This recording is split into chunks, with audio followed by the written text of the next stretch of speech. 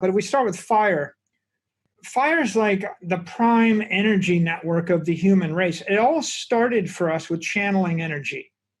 And when you start a fire, and what is it? Fire is a chain reaction, right? Where we're releasing the latent energy in matter. We're converting matter into energy, right? Which is like stored sunlight we're releasing, right?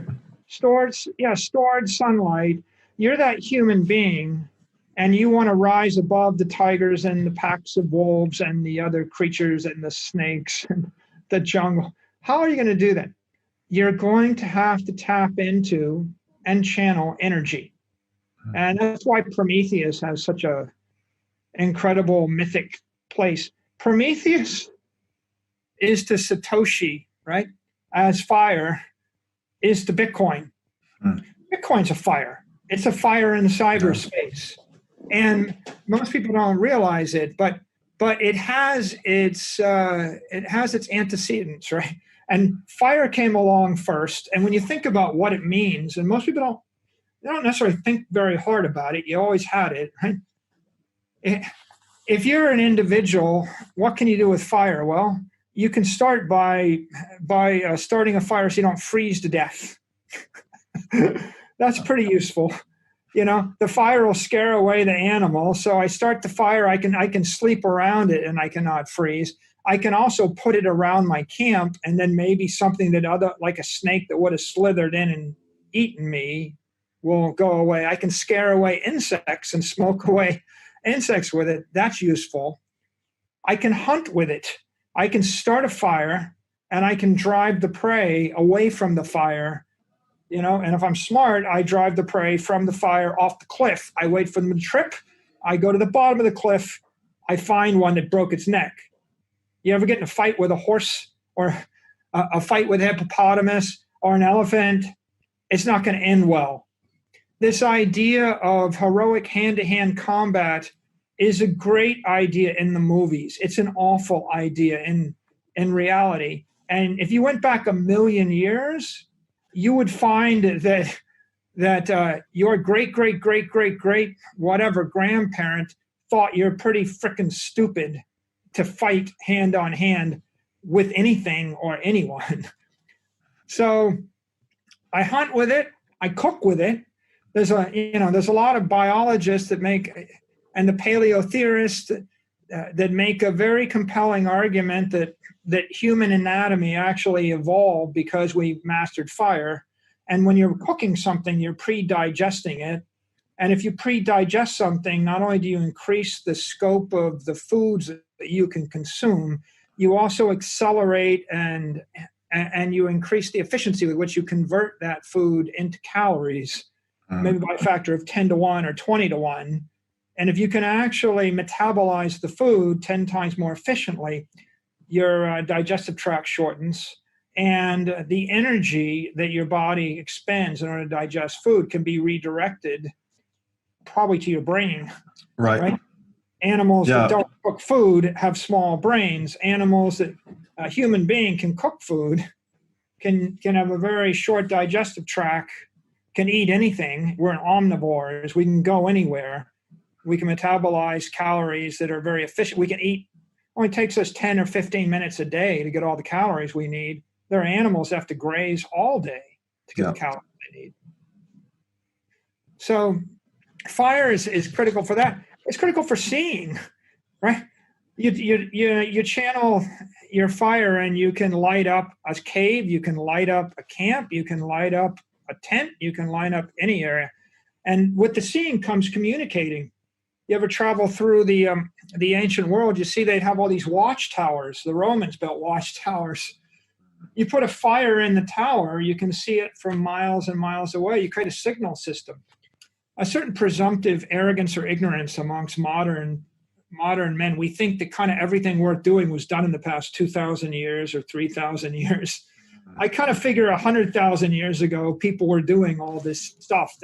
We might not have the writings of it, but they were pretty smart.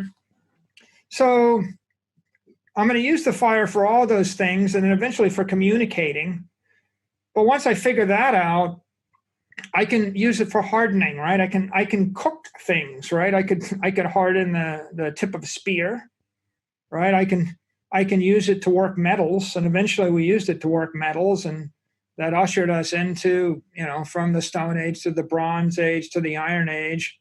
Fire is intrinsic to manufacturing processes, all sorts of manufacturing processes, and of course, I give you 1,000 acres of forest, Robert.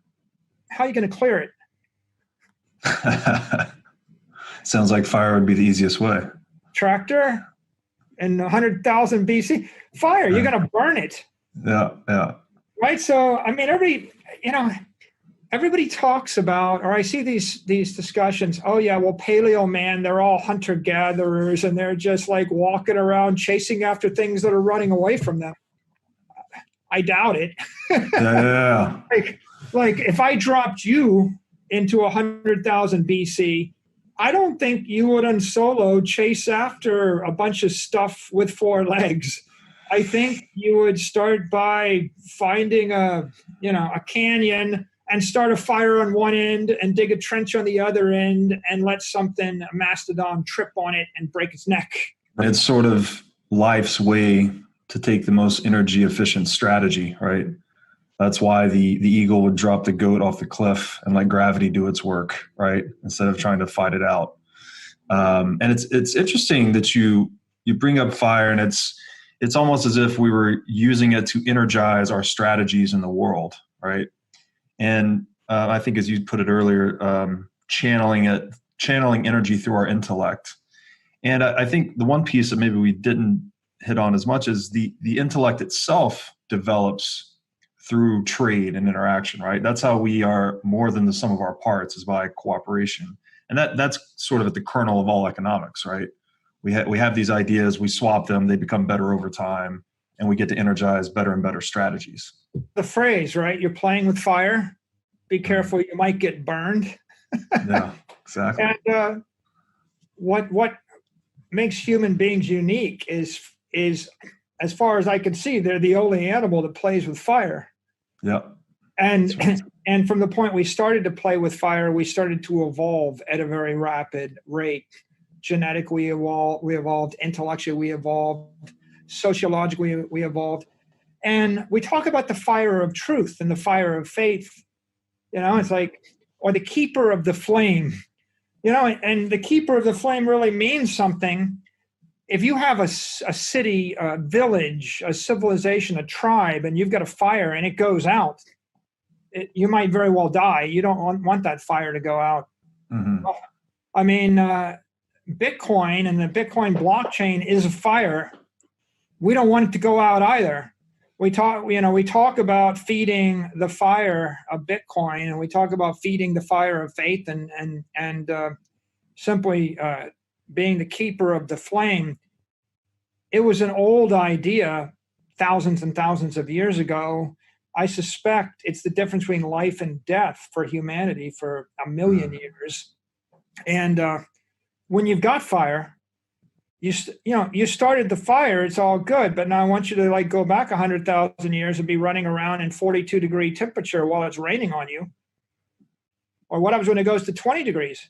If it's cold and you're wet and the fire goes out, you're going to die, right? This is it's not an academic thing. It's a serious thing. So human beings harnessed fire, and it made all the difference. And then along comes the next set of thoughts, right?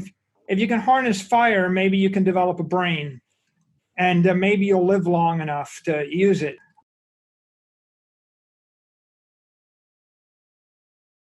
A next observation.